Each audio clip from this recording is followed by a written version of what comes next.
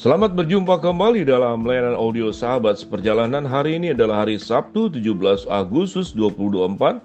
Tema renungan saat duduk kita dengan judul Merdeka dari Belenggu.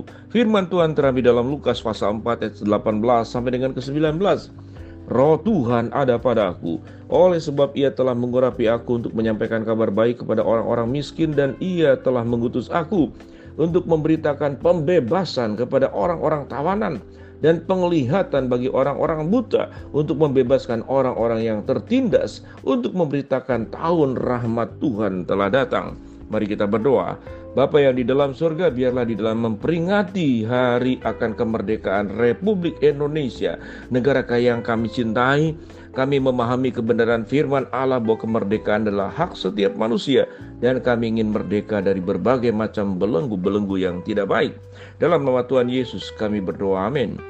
Shalom sahabat seperjalanan, ya dikasih Tuhan, kita mensyukuri untuk bangsa kita yang memperingati hari kemerdekaan, dan kita juga bersyukur untuk Kristus yang sudah memerdekakan kita dari dosa, dan biarlah kita akan terus berjuang agar kita merdeka dari berbagai macam belenggu yang mengikat kita. Lukas 4 ayat 18 sampai 19.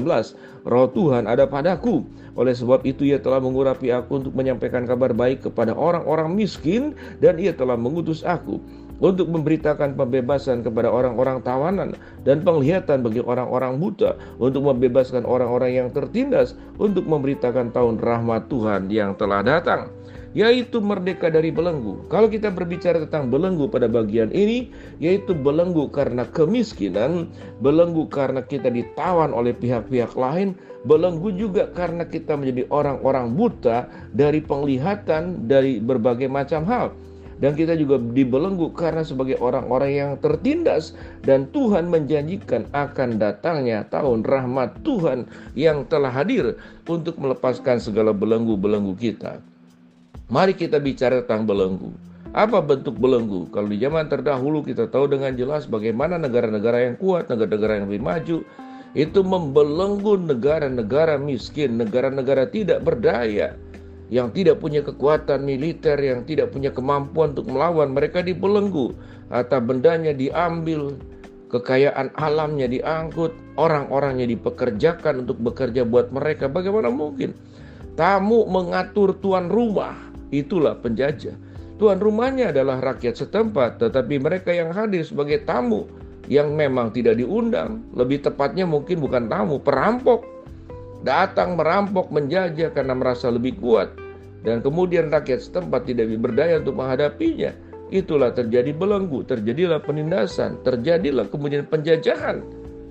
Lama-lama tentu kita berjuang untuk melawan. Siapa yang mau dibelenggu, siapa yang mau kemudian dijajah, siapa yang mau kemudian ditindas, kita akan melawan.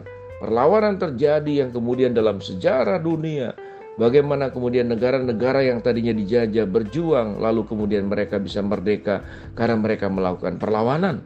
Itu zaman dulu. Tapi zaman sekarang, apa belenggu-belenggu yang terjadi?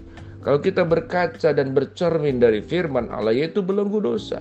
Ada orang yang sangat suka sekali marah, sedikit-sedikit marah, maka dia dibelenggu oleh kemarahan. Ada orang yang suka sekali iri hati, gak bisa melihat orang lain yang lebih baik dari dia, dia sedang dibelenggu oleh sikap iri hati. Ada orang juga kemudian dibelenggu oleh kepahitan. Kepahitan yang terjadi di masa lalu, pengalaman-pengalaman buruk dan traumatik, itu sudah terjadi sekian lama. 1 tahun, 2 tahun, 10 tahun, tapi masih mengikat dia, masih membelenggu dia, masih rasa-rasa, masih dibawa mimpi, dibicarakan terus. Setiap kali teringat, setiap kali dibicarakan dengan orang terdekat, menangis dia. Sakit hati yang dialami dulu terus terjadi puluhan tahun sampai saat sekarang. Bukankah kita termasuk kelompok orang-orang yang terbelenggu? Ada orang yang terbelenggu oleh keserakahan.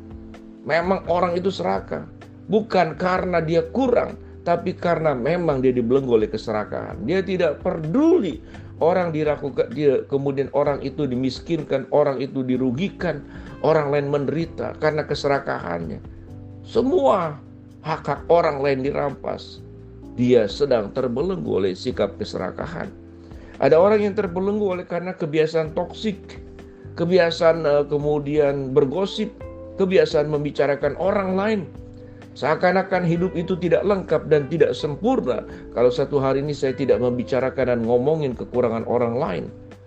Maka itu menjadi sejahtera buat dirinya.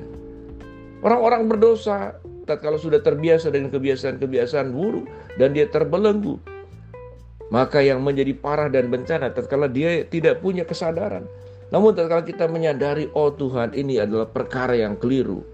Aku dibelenggu oleh berbagai macam ragam dosa, dan di peringatan hari kemerdekaan negara kami pun ingin kemudian mendengar kebenaran firman Allah, agar kami dilepaskan dari berbagai macam belenggu yang firman Tuhan katakan, Roh Tuhan ada padaku, oleh sebab itu Ia telah mengurapi aku untuk menyampaikan kabar baik minimal kepada diriku sendiri. Roh Tuhan ada padaku, Tuhan sudah mengurapi aku, biarlah aku menjadi orang yang pertama-tama terlepas dari belenggu, barulah kemudian kami menyampaikan kabar baik kepada orang lain, memberitakan tentang kabar pembebasan kepada tawanan, penglihatan bagi orang-orang buta, membebaskan mereka yang tertindas, memberitakan tahun rahmat Tuhan telah datang. Sebelum itu kami sampaikan kepada orang lain. Kami mengalaminya terlebih dahulu. Kami mengalami pembebasan, kami mengalami kemerdekaan, kami mengalami lepas dari belenggu-belenggu keburukan yang mengikat hidup kami. Lalu kami menyampaikan kepada pihak lain tentang tahun rahmat Tuhan, tentang kelepasan dan urapan Roh Kudus yang melepaskan berbagai macam belenggu manusia, sehingga mereka bisa melihat, mendengar berita baik, tapi juga mereka melihat perubahan yang baik dari kehidupan kita masing-masing. Mari sahabat seperjalanan, kita berjuang tidak hanya menerima kemerdekaan, tapi kita semua memang menjadi orang-orang yang merdeka dengan upaya-upaya, tindakan-tindakan perubahan hidup yang harus kita lakukan.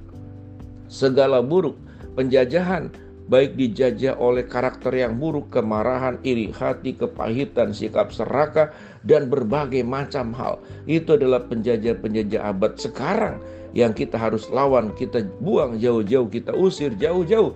Dan kita boleh berkata, di dalam nama Tuhan Yesus yang sudah mati, oleh bilur-bilurnya aku telah sembuh, aku telah dibayar dengan lunas oleh darah Kristus, dan aku akan melepaskan semua dosa yang ada pada diriku, sehingga aku tidak terbelenggu di dalamnya. Mari sahabat seperjalanan, dengan sikap seperti demikianlah, kalau kita sudah bertekad Tuhan menolong kita, kita punya kemampuan melepaskan segala belenggu-belenggu dosa, maka hidup kita akan diubahkan, rumah tangga kita akan dipulihkan, maka bisnis dan usaha pekerjaan kita pun menjadi dibersihkan dari berbagai macam motivasi-motivasi yang buruk, dan pada akhirnya kita akan bersyukur satu hari kelak nanti bertemu dengan Tuhan di akhir zaman. Kita akan mendengarkan suara firman Tuhan, hai hambaku yang baik dan setia, engkau sudah menjadi orang-orang merdeka, melepaskan segala belenggu-belenggu dosa, karena aku sudah menaruh rohku kepadamu, sehingga aku mengurapi engkau, aku memberkati engkau, dan engkau menjadi pembawa kabar tahun rahmat Tuhan kepada orang banyak seumur hidupmu. Sahabat seperjalanan, mari kita berjuang menjadi orang yang terlepas dari berbagai macam belenggu dosa. Kita berdoa.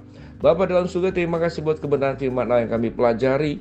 Kami mau berdoa buat sahabat seperjalanan yang sedang sakit, Tuhan jamah sembuhkan, yang sedang menghadapi masalah, Tuhan bukakan jalan, yang sedang berdoa mengharapkan sesuatu, Tuhan kabulkan dengan cara dan waktunya Tuhan, dan yang terutama, Tuhan tolong kami lepaskan dari berbagai macam belenggu dosa yang sampai saat ini masih mengikat kami. Di dalam nama Tuhan Yesus kami berdoa, amin. Shalom, Tuhan memberkati kita semua.